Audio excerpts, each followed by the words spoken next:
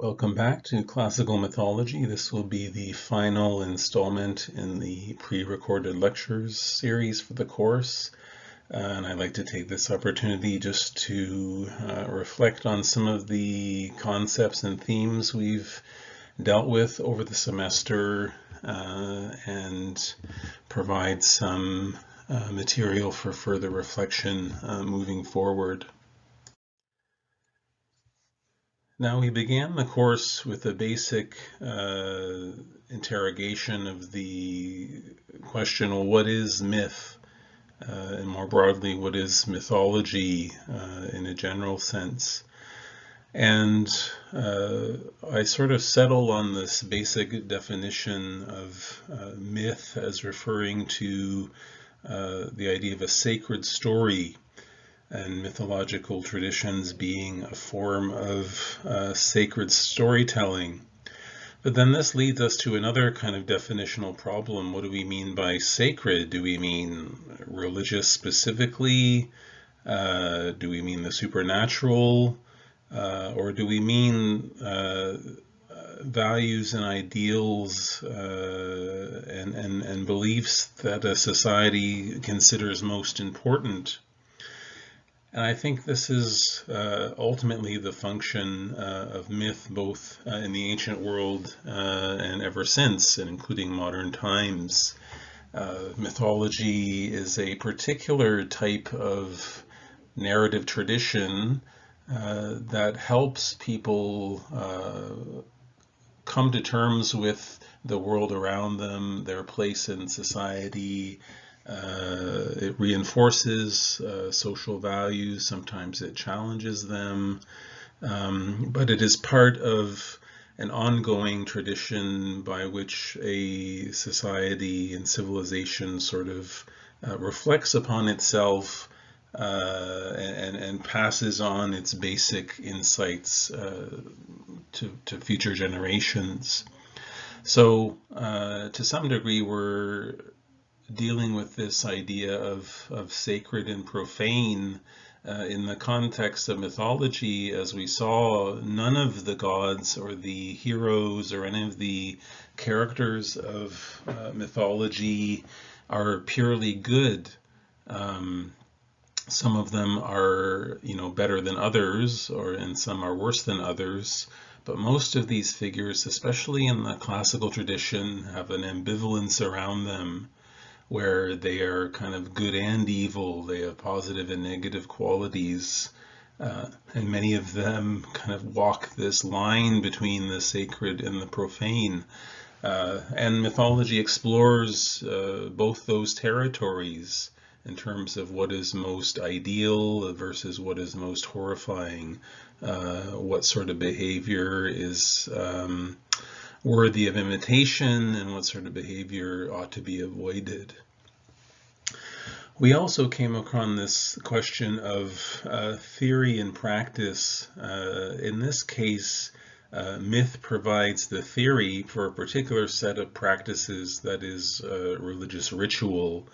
And even though the evidence is sometimes fragmentary and hard to demonstrate, it does seem that in the ancient world there was a very strong intersection between mythological storytelling and a well-established set of religious rites, sacrifices, festivals, initiation rituals of various kinds.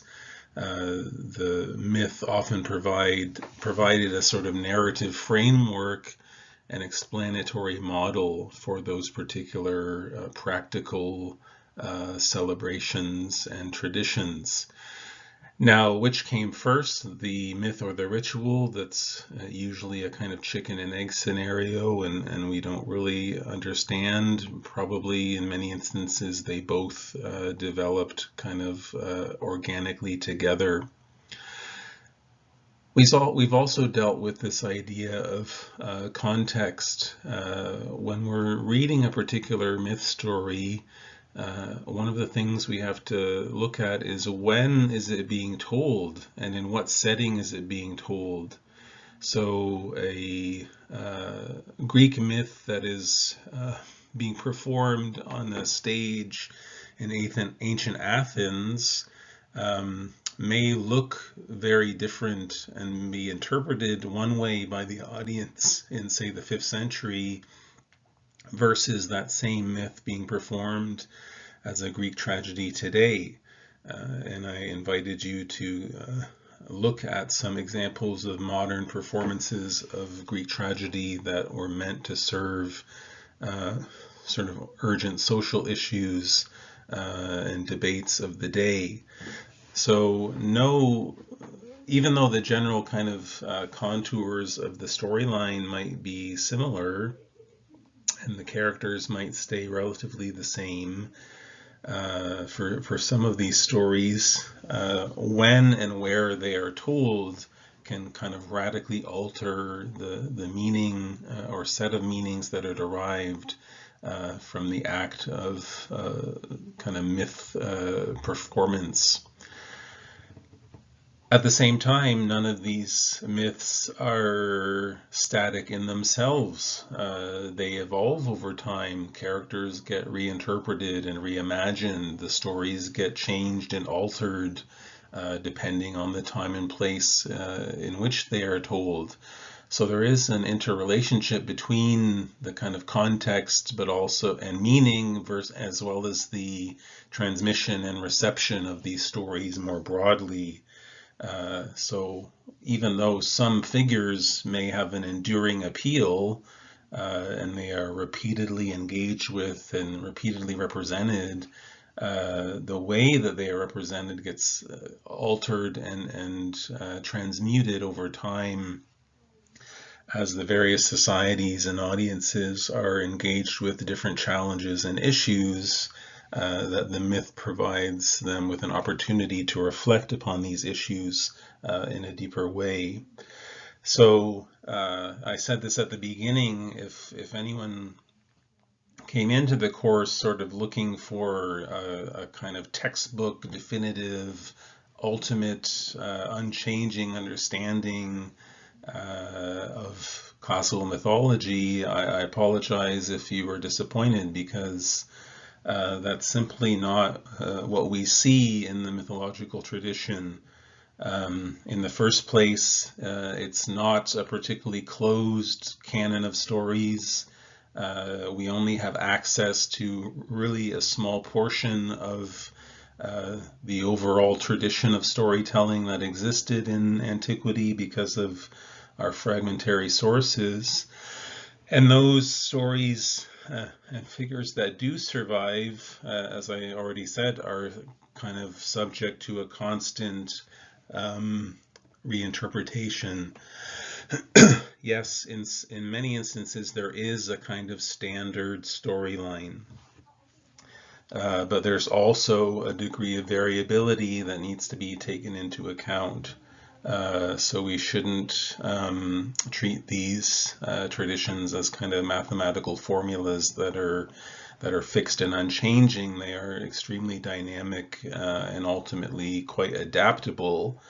And I think that speaks to the enduring nature of mythology. Why do courses like this still exist? Why is there a continual stream of books published on classical mythology? It's something that's often a first point of contact if people are interested in the ancient world. It's through exposure to mythological stories.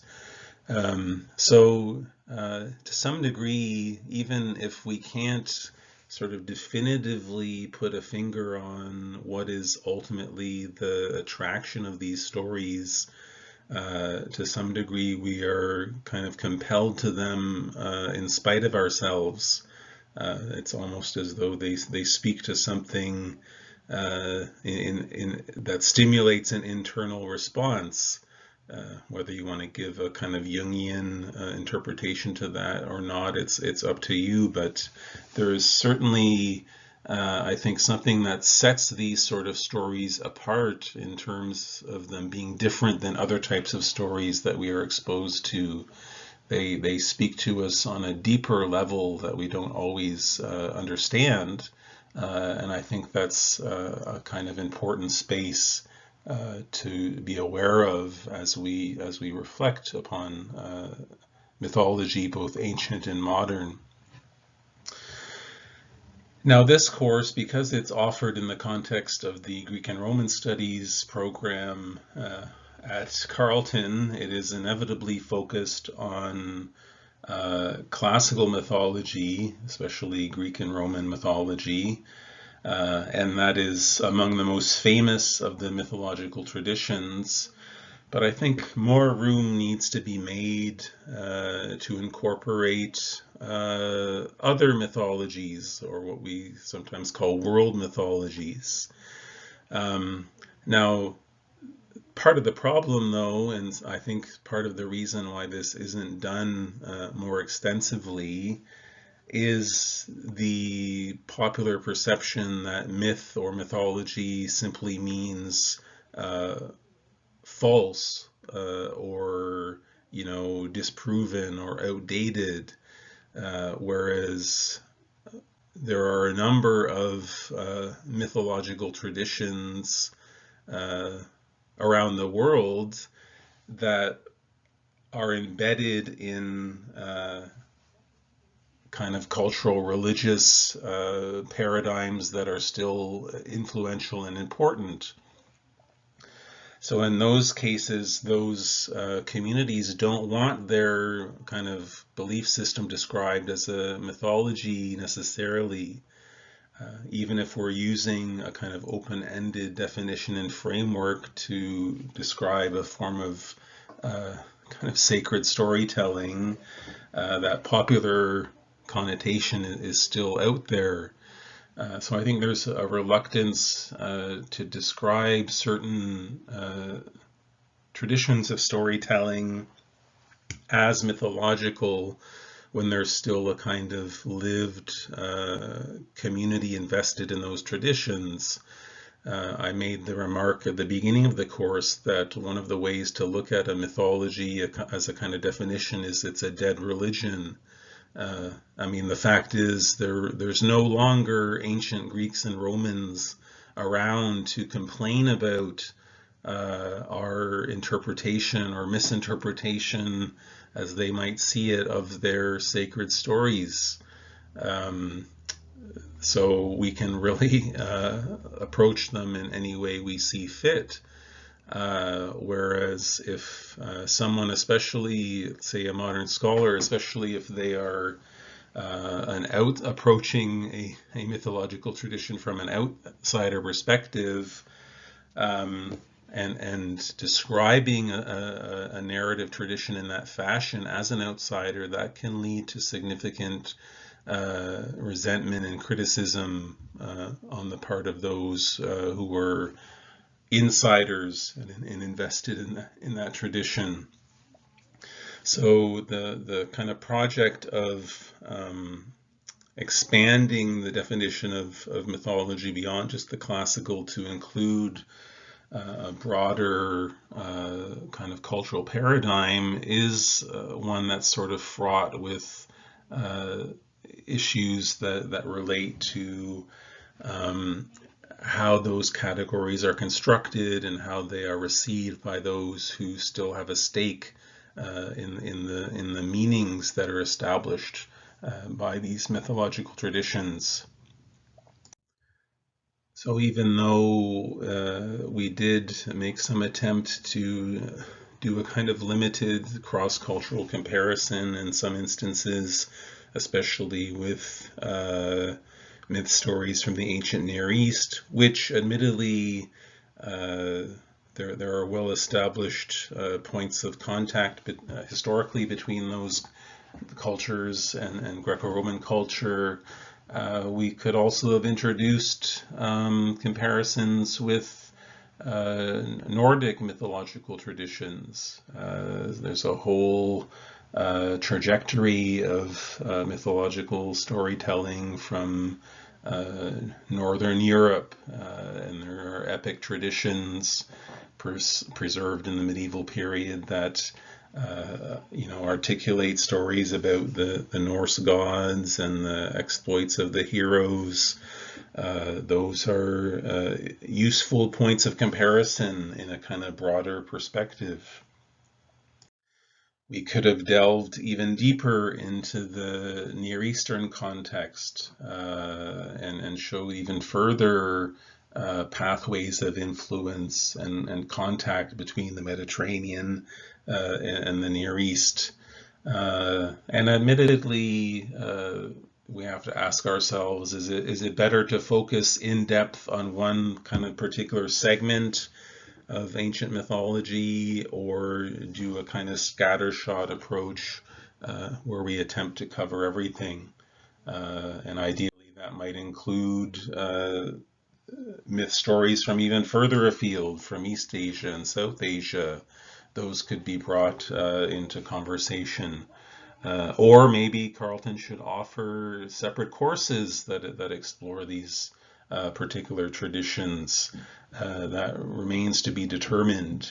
But I think it would be a mistake to come away from this course thinking myth and mythology are only terms that are applied to this kind of far-flung ancient Greco-Roman world, and that other parts of the world don't have similar traditions. At the same time, I think it's important to recognize that as much as we might want to study past mythological traditions, such as Greek and Roman mythology, we are immersed in our own modern or emergent mythological traditions. This is a very kind of strong element in our current popular culture, and I think it only gets stronger over time. Regardless of what you think of these individual sort of franchises and storytelling universes, the fact is that they represent kind of modern manifestations of the mythological impulse. So whether it's the superhero films, whether like the Marvel Universe, whether it's Tolkien and that whole franchise, whether it's Game of Thrones or something like the Hunger Games, these are all storytelling trajectories that not only draw upon existing mythologies and use the same sort of heroic motifs and themes and settings, either in the past or set in the future, but they are also opportunities for the audience to do the same thing, to reflect on their values and the nature of society, and the struggles against evil and injustice and adversity. These are all powerful mythological thematic elements that these modern iterations attempt to explore. And I think trivializing them as simply kind of popular cultural artifacts is also a mistake. The sheer prominence of them and continued appeal of them, I think, says something important about this, again, mode of storytelling. It's not just something that's a relic of the pre-modern world. It's something that we continue to engage in at a substantial and significant level. So I think one of the kind of benefits of taking a course like this is hopefully it provides you with a set of tools for understanding and interpretation when you look at some of these products of our current culture. And that's why the case study assignments are designed in this way, to allow you to make the connection between ancient mythology and the modern day by looking at a current creative work, and exploring it from an academic perspective. So on that note, I think we have to be, as much as we're looking at the past in terms of our understanding of mythology, we still have to be forward-looking and bearing in mind how these stories will continue to change and will continue to be reimagined and reinterpreted, and new mythologies will come to be and fade away as we move into the future. So on that note, we'll wrap things up, and good luck on the end of term and your upcoming exams.